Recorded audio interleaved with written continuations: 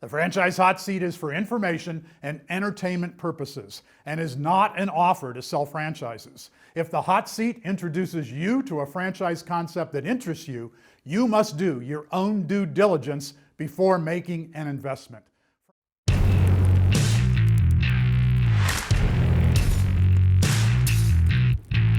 Welcome to the Franchise Hot Seat. I'm your host, John Hayes, Director of the Franchise Center at Palm Beach Atlantic University. Next up in the hot seat, we feature an emerging franchise concept to be evaluated by our Dream Team. Let me introduce you to the Dream Team for this presentation.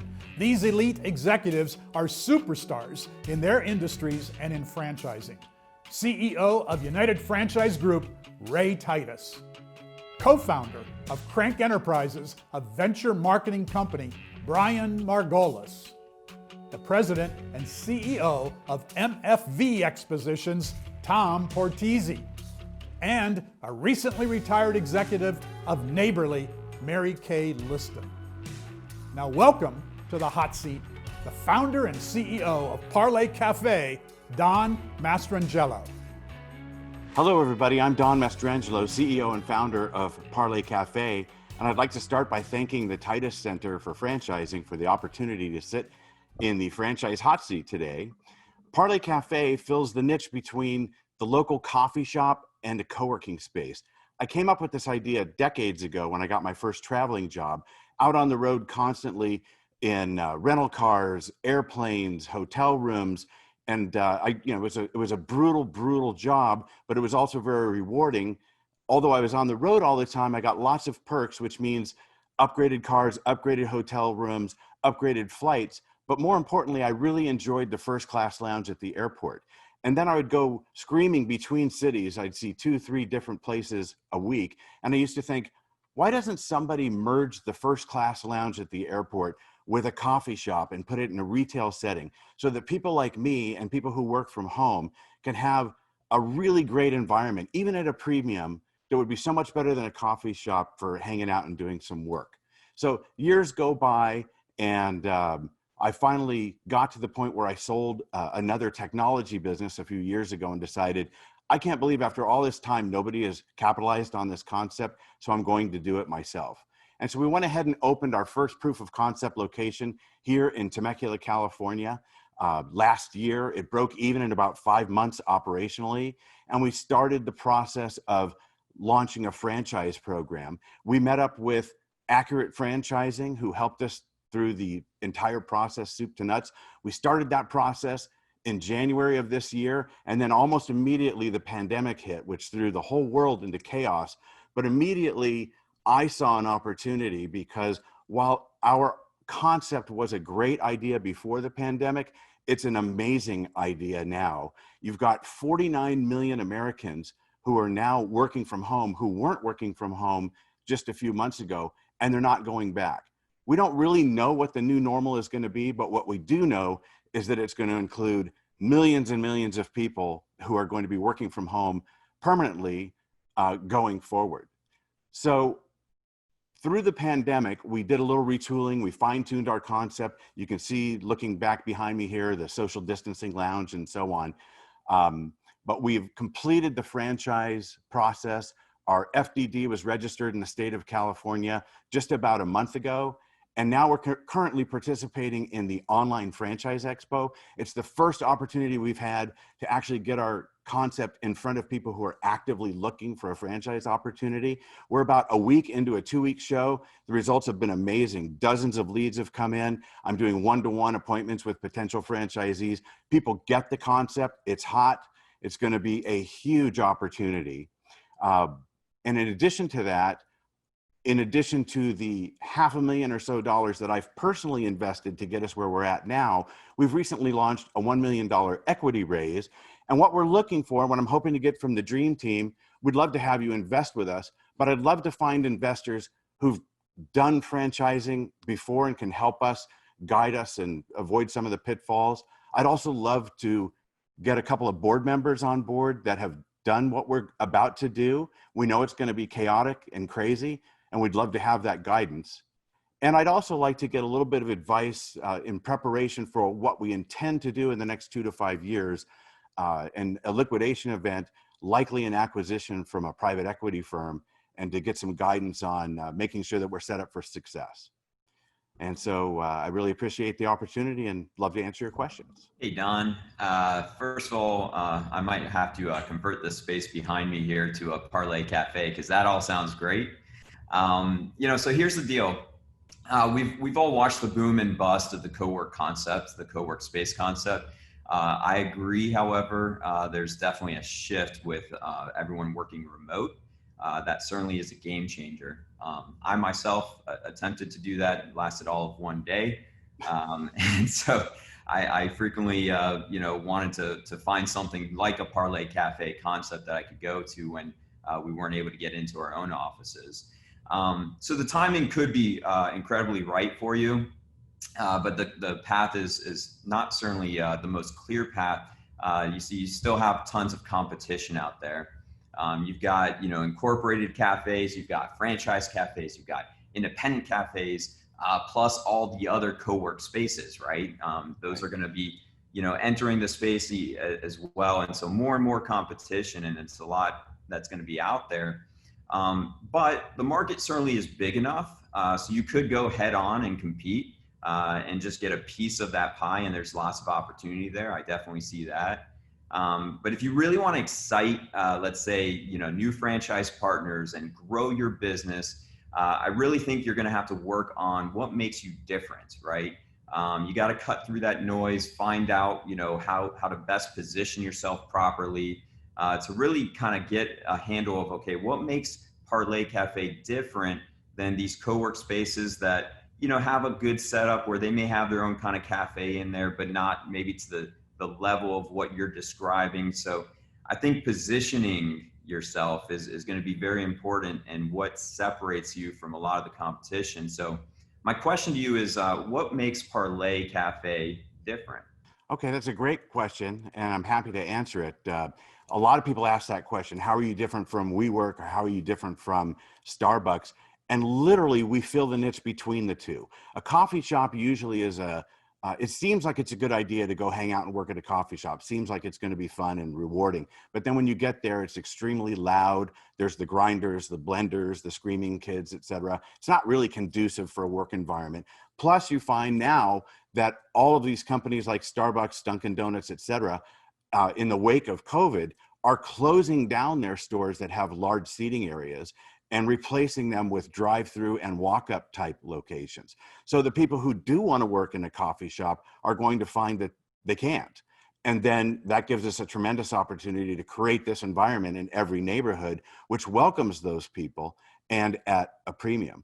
On the other side of the spectrum, you've got a co-working space, which for the most part, for people who are working from home, getting by working from home, really a co-working space is too much of a commitment for them. Plus, it's probably not in their neighborhood. So work from home is quickly becoming work near home, and Parlay Cafe caters to the people who are working from home. They're okay with it, but they need to get out of that office for a couple hours a day, a couple of times a week, enjoy a latte, sit in a nice leather chair with an ottoman, an environment that doesn't have the grinders and blenders. We've got phone booths, day use lockers, and it's really accessible. The last thing I would say about that is where you might have one large co-working space in a city, a WeWork, for example, or two Regis locations, a Venturex, something like that, a couple of them, you might have 12 Parlay Cafes spread out in that same city, which makes it much more accessible,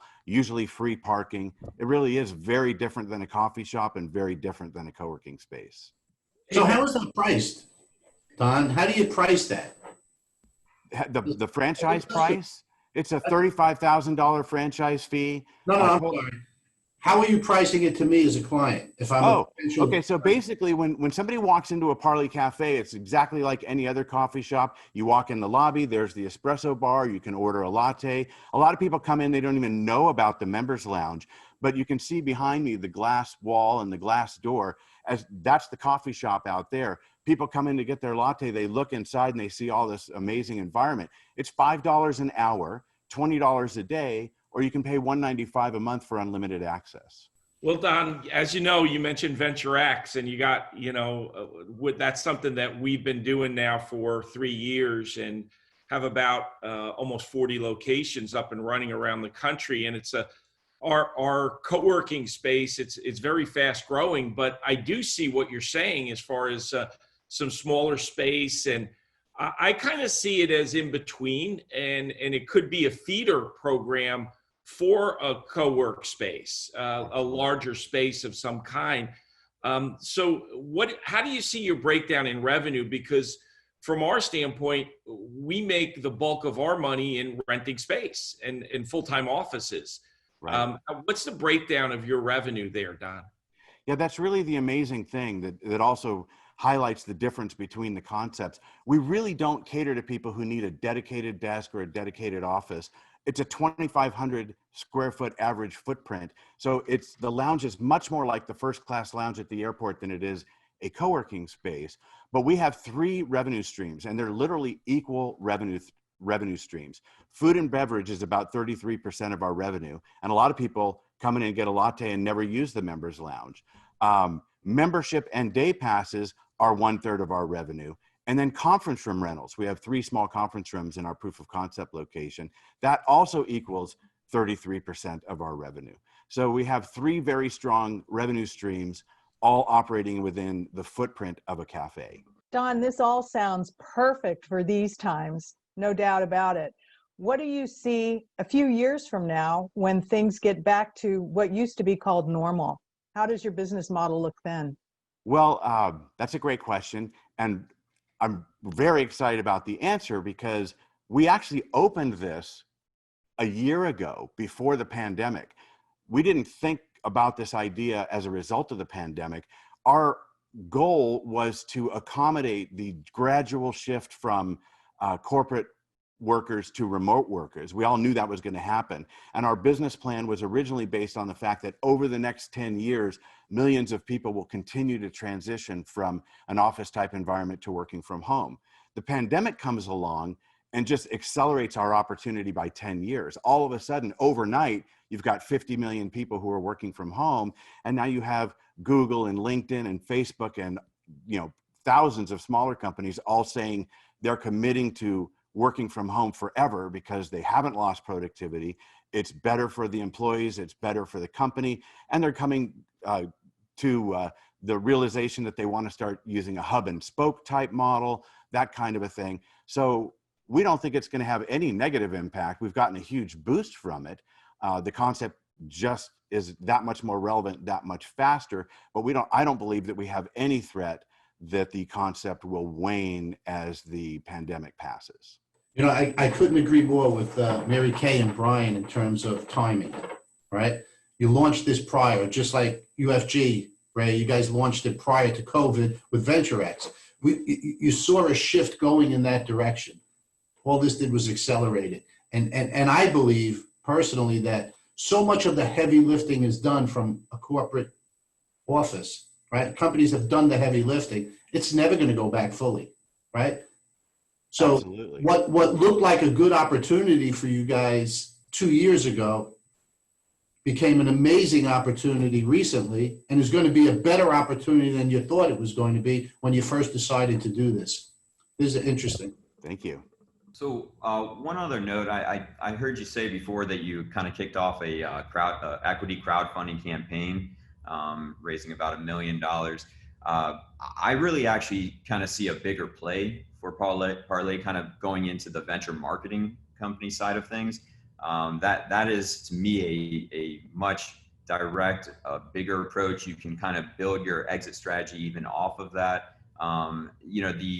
The crowdfunding campaign, I don't know if you're using it more from a marketing perspective to kind of create that membership invested option. If so, that's great. But I really would say, get out of that grind and go straight for the big picture. The advantages of getting involved with a venture marketing company. That's what we do here is, just beyond just the capital, right? Funding doesn't solve all the problems. It's there to help, bring professionals to the table and help steer, you and a startup concept through those early development challenges and provide an overall support structure, right? This will ultimately accelerate your growth and, kind of get you to that finish line where you ultimately want to be. So just kind of keep that in mind moving forward. I think you're sitting on something incredibly special. I think we all agree here. If there's no other kind of quick notes here from the Dream Team, we are just wrapped up on our time. So with that said, I think we got to go for a quick coffee break here. And Don, we'd like to thank you for joining us. Look forward to definitely grabbing some coffee with you at one of, let's say, many Parlay Cafes in the near future. Wonderful. Thank you all so much for the opportunity. Thanks for joining us for the Franchise Hot Seat. And remember, our purpose is to inform and educate. We are not selling franchises. Do your homework before investing in any business. Franchising is a powerful methodology for business ownership, and it may be the best way for you to own a business and build personal wealth. But franchising is not without risk, and it's not for everyone. Some quick thank yous to our sponsors.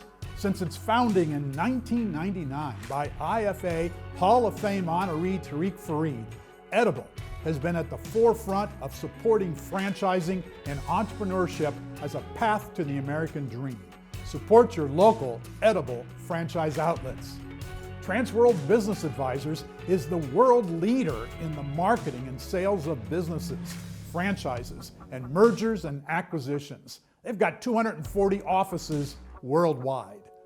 Accurate Franchising is a full-service franchise consulting and development company that assists brands with developing franchise business models, along with assisting existing franchisors' brand expansion through franchise sales services. Crank Enterprises is a venture marketing company introducing a modern-day twist to private equity. Their mission? Turn ideas into dough. You want to sit in the hot seat? Or have you got a question for us? Visit TitusCenterForFranchising.com and let us hear from you. I'm John Hayes, leading the Titus Center for Franchising, where we're educating the next franchise generation.